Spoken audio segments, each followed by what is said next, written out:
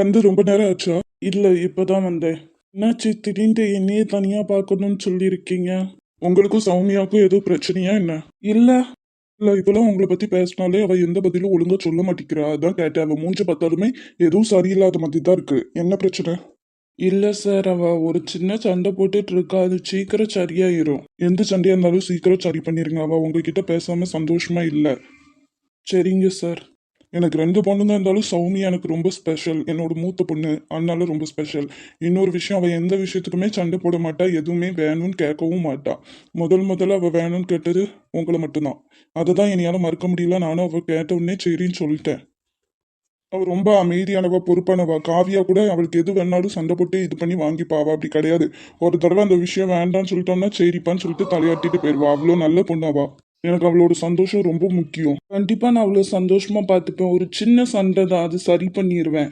உங்களுக்கே தெரியும், தெரியாதது ஒன்றும் இல்லை. எங்கள் ஸ்டேட்டஸ்க்கு சௌமியாவா அத்தனை பேர் வந்து பொண்ணு கேட்டிருக்காங்க. இருந்தாலும் என் மவா ஆசைப்பட்டாலேங்கிறதுக்காக தான் உங்களுக்கு கல்யாணம் பண்ணி வைக்க நான் சம்மதிச்சேன். இப்போ கூட நான் அந்த பையன் வேண்டாமா, வேற பையனை கல்யாணம் பண்ணிக்கோன்னு சொன்னா என் பொண்ணு தலையாட்ட தான் செய்வான். ஆனால் நான் அப்படி சொல்ல மாட்டேன். நான் அவள் விருப்பத்தை மதிக்கிறேன். ஆனால் நீங்கள் என் பொண்ணை கஷ்டப்படுத்துறீங்க, அழ வைக்கிறீங்கன்னு தெரிஞ்சிச்சுன்னா ஜென்மத்துக்கும் நான் அவளை உங்களுக்கு கல்யாணம் பண்ணியே கொடுக்க மாட்டேன். ஞாபகம் வச்சுக்கோங்க. புரியுது சார். அப்புறம் நீங்க வேற ஏதோ கம்பெனில ஜாயின் பண்ணிருக்கீங்கன்னு சொன்னா? ஆமா சார், ஜாயின் பண்ணியிருக்கேன். அது கூட சௌமியா ஆசைக்காண்டி தான். நான் ஆதி கம்பெனியில் வேலை பார்க்குறது அவளுக்கு ரொம்ப ஒன்றும் இஷ்டம் இல்லை. நான் தனியாக ஷைன் ஆகணும்னு நினச்சேன். அதனால தான் சார் வேற கம்பெனிக்கு வந்திருக்கேன். நல்ல விஷயம் தான். வேற கம்பெனியில் போய் இன்னும் நிறைய விஷயங்கள் கற்றுக்கலாம்ல. எனக்கு அப்புறம் பிஸ்னஸ் எடுத்து பார்க்க போகிறது சௌமியா தான். அவளுக்கு சப்போர்ட்டாக இருப்பீங்கன்னு நினைக்கிறேன். கண்டிப்பாக சார். அவள் எந்த விஷயம் பண்ணாலும் நான் அவள் கூட தான் இருப்பேன். அவளுக்கு நான் சப்போர்ட்டாக தான் இருப்பேன். ரொம்ப நன்றி. உங்க வேலையெல்லாம் விட்டுட்டு நான் கூப்பிட்டே சொல்லி வந்து பார்த்ததுக்கு. சீக்கிரம் அவளை சமாதானப்படுத்துங்க. அப்புறம் உங்க வீட்டுல பேசியும் சீக்கிரம் கூட்டு வாங்க. கண்டிப்பா சார். சார், சொல்லுங்க. ப்ராஜெக்ட் வந்து நம்மளுக்கு கிடைக்கல சார். அது என்னென்ன குரூப்ஸுக்கு போயிருக்கு. அப்படியா? ஓகே. சார், எவ்வளோ பெரிய ப்ராஜெக்ட் நம்மளை விட்டு போயிருக்கு. நீங்கள் எதுவுமே சொல்லாமல் சரி ஓகேன்னு சொல்கிறீங்க. நம்ம சைடு எந்த மிஸ்டேக்குமே இல்லை சார். எல்லாமே பர்ஃபெக்டாக இருந்துச்சு. எல்லா ப்ராஜெக்ட்டுமே நம்மளுக்கு கிடைக்கணும்னு இல்லைல்ல தாரா. அதுவும் இல்லாமல் என்எம் குரூப்ஸில் யார் இருக்கா? இப்போ கிறிஷ் இருக்கான். ஸோ நீங்கள் விட்டு கொடுத்துருக்கீங்க, அப்படி தானே? ஆமாம். எதுக்கு இப்படி பண்ணுறீங்க? இல்லை, எத்தனை பேர் உழைப்பு இருக்குது தெரியுமா? என்னோட உழைப்பே இருக்குது. எவ்வளோ கஷ்டப்பட்டிருக்கோம். ஈஸியாக உங்கள் ஃப்ரெண்டுக்கு தூக்கி கொடுத்துட்டீங்க. உங்கள் ஃப்ரெண்டை வேணா இந்த கம்பெனிக்கு வர சொல்லுங்கள். நீங்கள் கூப்பிட்டா வந்துருவாங்கல்ல. கூப்பிட்டா வந்துருவான் தான், ஆனால் நான் கூப்பிட மாட்டேன். எதுக்கு?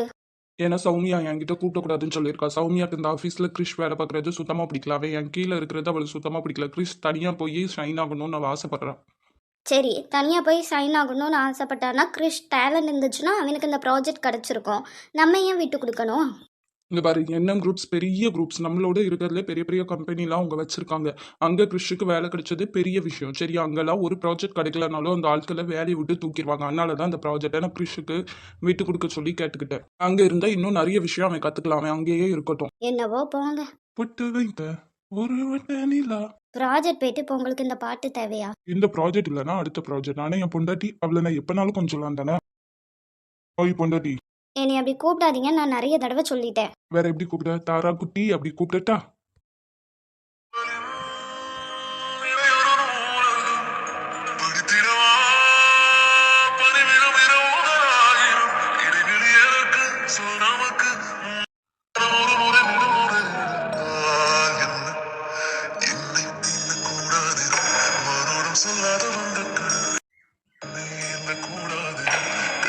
சொல்லாத புண்ணாக்கும் நீ தொட்டால் நிலவில் கரைகளும் நீளுமே விழிகளில் வழிந்திடும் அழகு நீர்வீழ்ச்சியே உனக்கு எதற்கு ஆராய்ச்சியே உனக்கு வேறு நினைவுகள் ஏது ரோஜா ரோஜா ரோஜா.